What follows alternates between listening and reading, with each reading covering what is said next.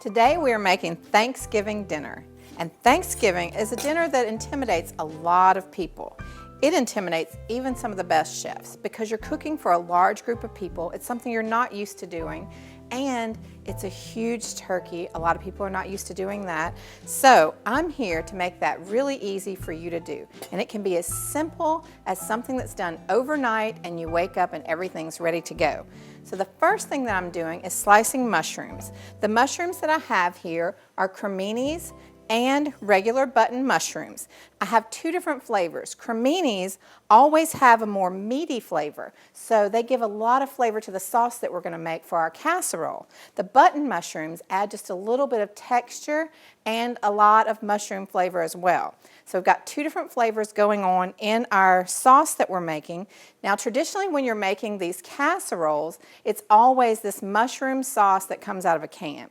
We don't want to use that. We want to make a fresh sauce, and this can be used for our broccoli casserole. It can also be used for our green bean casserole, and you can just make it as a soup to have at home. But mixing the mushrooms always gives it a better flavor. So I've got two different types here. You could use 3 or 4. You could use as many different mushrooms as you find at the store. All of that is going to add flavor to your sauce. So I'm going to slice the mushrooms into slices. We want to leave them in kind of bigger pieces. We don't want them to be too small. We don't want them to completely fall apart. So we're just going to do slices, and then we're going to add a little bit of onion and some chopped garlic to go in our sauce as well. All of those flavors cooked together with a little bit of cream makes a delicious mushroom sauce. And then I have a couple of secret ingredients that we're going to put in there also. So I'm going to slice all of these up, and then we're going to get to our onions and our garlic. I'm cutting up the last of our mushrooms, and then we're going to get some onions and garlic cut up. Now to make this sauce, we're going to cook those onions and garlic down in a pan and develop flavor in a heavy cream. Anytime you cook the flavors down all together, the flavors all marry together, and that gives you a delicious sauce. So we're going to use fresh garlic, and I'm going to take the clove and put my whole weight on that clove to break it apart. I always recommend that you use fresh garlic. It's easy to keep around the house. It stays good for a long time. And if you're worried about it going bad sitting out, you can put it in your crisper drawer of the fridge. But the cloves will stay good just like this. If you want to go ahead and break it apart, keep it in your drawer like that. It's easier for you to grab 1 or 2 just to cut up. So what we're going to do is lay the clove down on the cutting board. Let me move this over here. Always recommend fresh garlic because you're going to get a better flavor from fresh garlic than you'll get from garlic that's pre-cut or already in a container. The brine that they put them in, when you use that, you're adding that brine to your food as well, and we don't really want that in there, so we just want the flavor of the garlic. So you're going to lay the garlic on its side. You're going to lay the knife on top, and you're going to hit it like you really mean it. And when you do that, it pops the garlic, but it also peels the garlic. That gets all the oils of the garlic started to come out, get them all into our food, which is what we're looking for. So we've got the garlic popped, we've got it peeled, and now we want to chop it. So you want to hold the knife in one hand with your fingers firmly on the handle, and the other hand you want to kind of curve. We call it a bear claw. So you want to slice through the garlic this way. Notice that I'm not moving the garlic, I'm moving the knife, and the tip of the knife never leaves the board. You keep that on the board. I want to put our pile back together, once again using our bear claw, and we want to slice the other way. Now the reason that you hold one hand in the bear claw is because your knuckles will protect you from getting cut. If the knife is coming along and it hits your knuckles, it won't hit your fingertips. So you want to always keep those fingers curved. And we want to cut it into small pieces like this. We want that to kind of melt into our sauce. This is called a mince. We're going to put those over here into our bowls.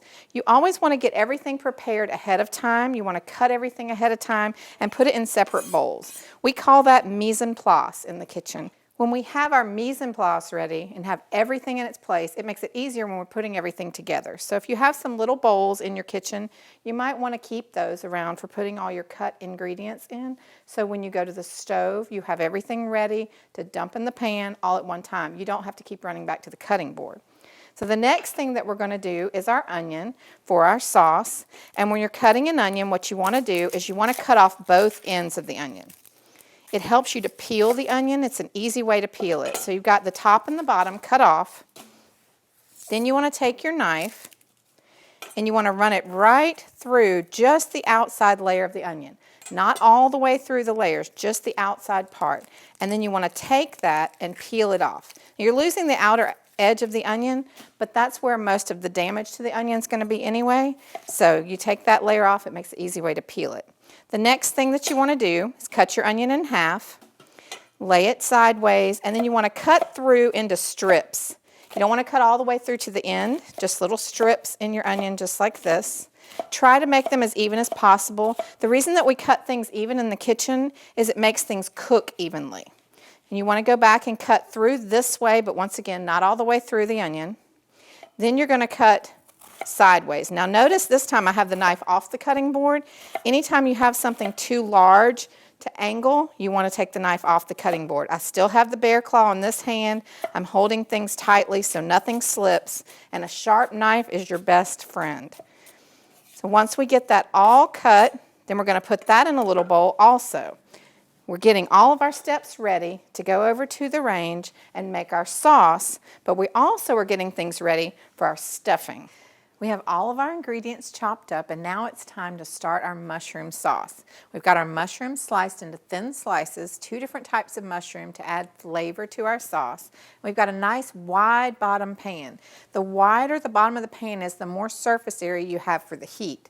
So we're going to get that on a medium heat, and we're going to start to cook down our onions, our garlic, and our mushrooms to make our mushroom sauce. Now what we're using here is some fresh butter. This is an Amish butter. If you can get Amish butter at your local store, I would recommend trying it out.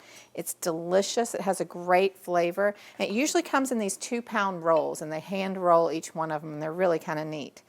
So in the pan, we've put our butter, and we're going to put our fresh garlic. Get that all in there. We're going to saute the garlic for just a minute, and I'm going to add the onions as well. Now garlic goes from being perfectly cooked to burnt in just over a minute. So if you cook it for a minute, that means it's done. If you go past a minute, burnt, start over. I'm going to go ahead and add the onions and the mushrooms. We're cooking this all down together to develop all the flavor in the pan at the same time. And it looks like a lot in the pan, but you'll see it's all going to kind of break down, and it's going to flavor this delicious sauce that we're making.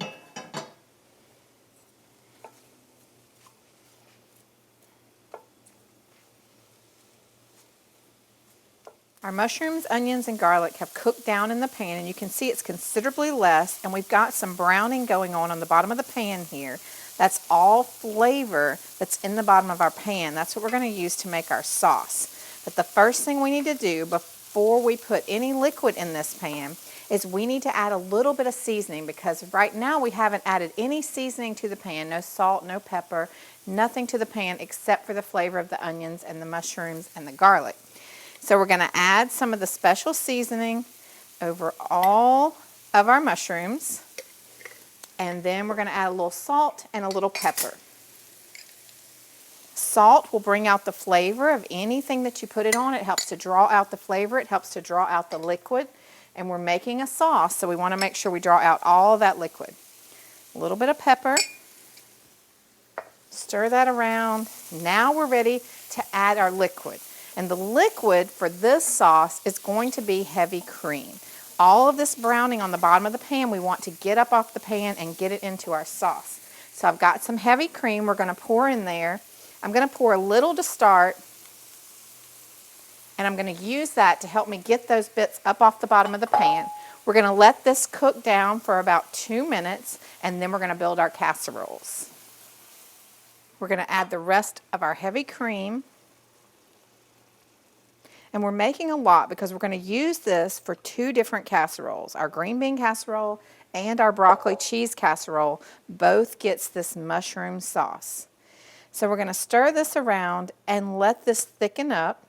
It'll take about another minute to thicken up really well, and this is going to be way better than any mushroom sauce you ever bought in one of those little cans. This can be eaten just by itself as a cream of mushroom soup, or you can use it to make those great casseroles, which is what we're going to do.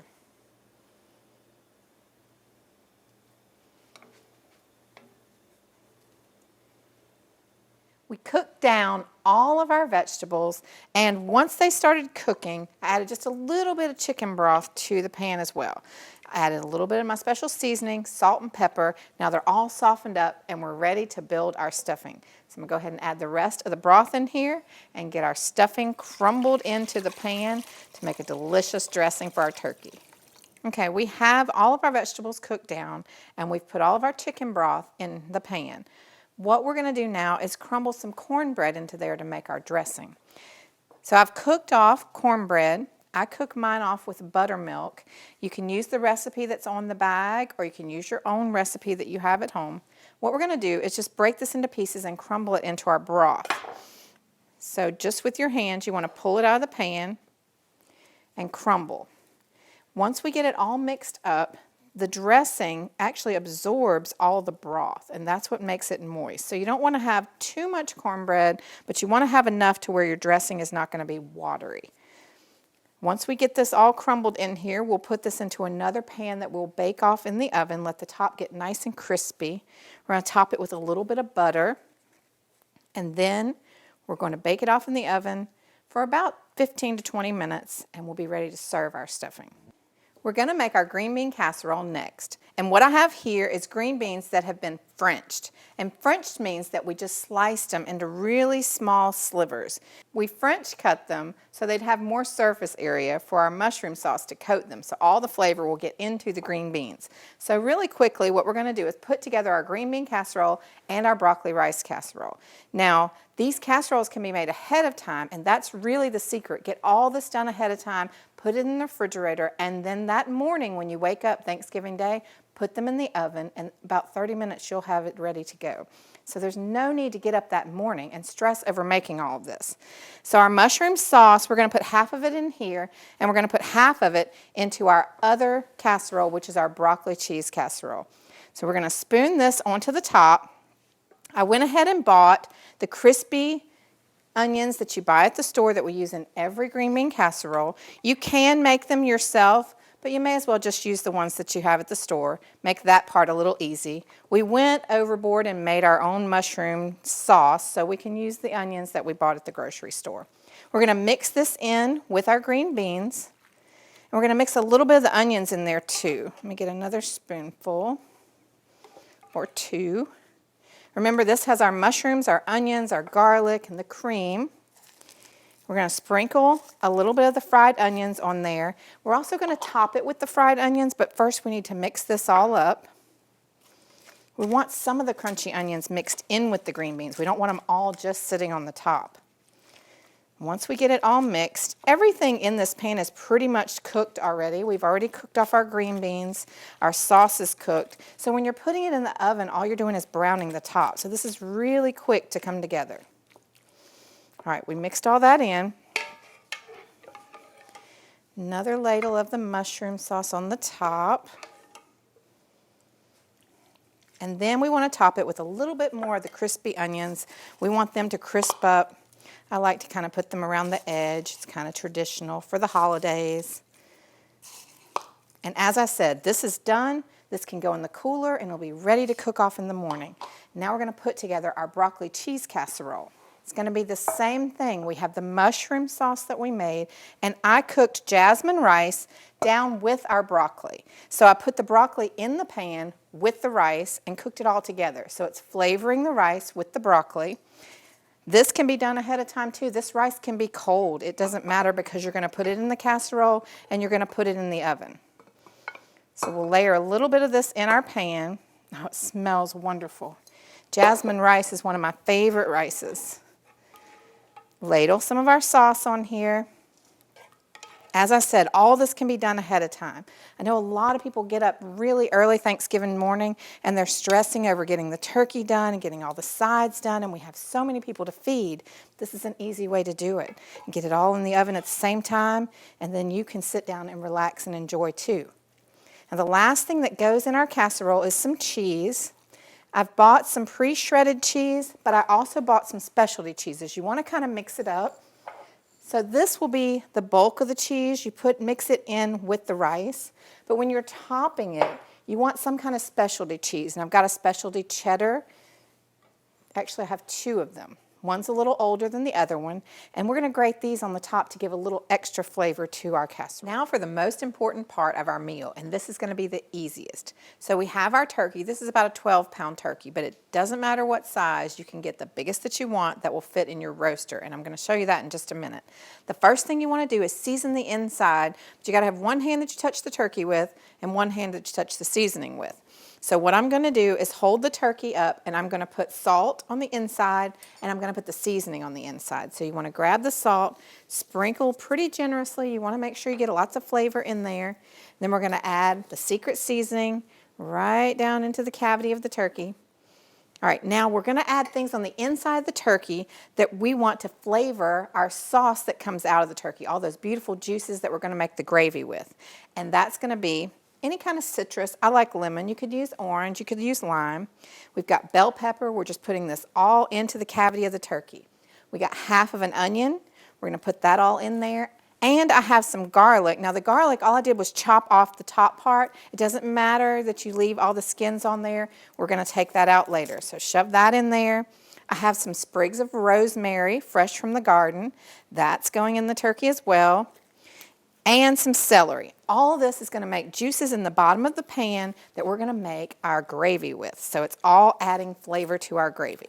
Now, the last thing that we've got to do is season the top of our turkey. So to season the top of our turkey, we want to make sure that we get flavor all over. And this is a little secret that I like to do.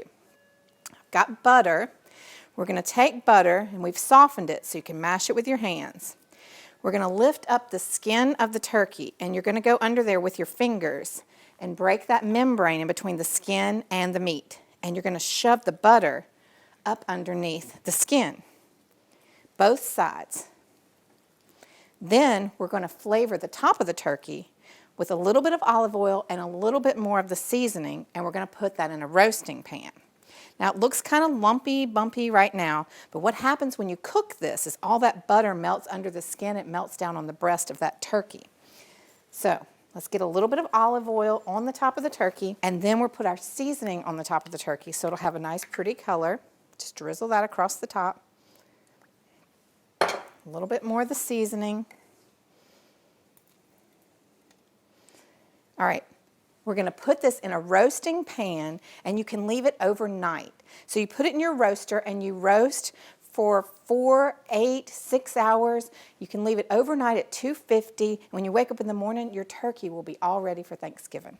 Our turkey is out of the roaster, and that's the secret to this whole stress-free Thanksgiving meal, is a roaster.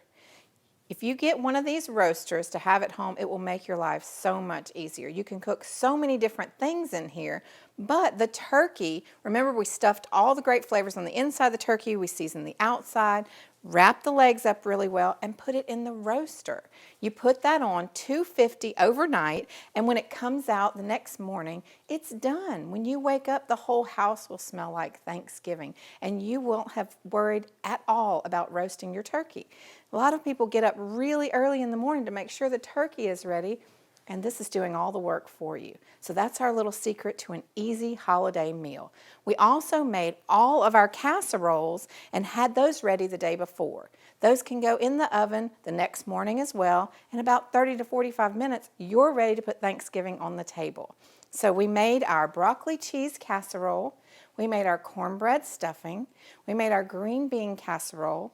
And that's our lesson for today, how to make a stress-free Thanksgiving meal.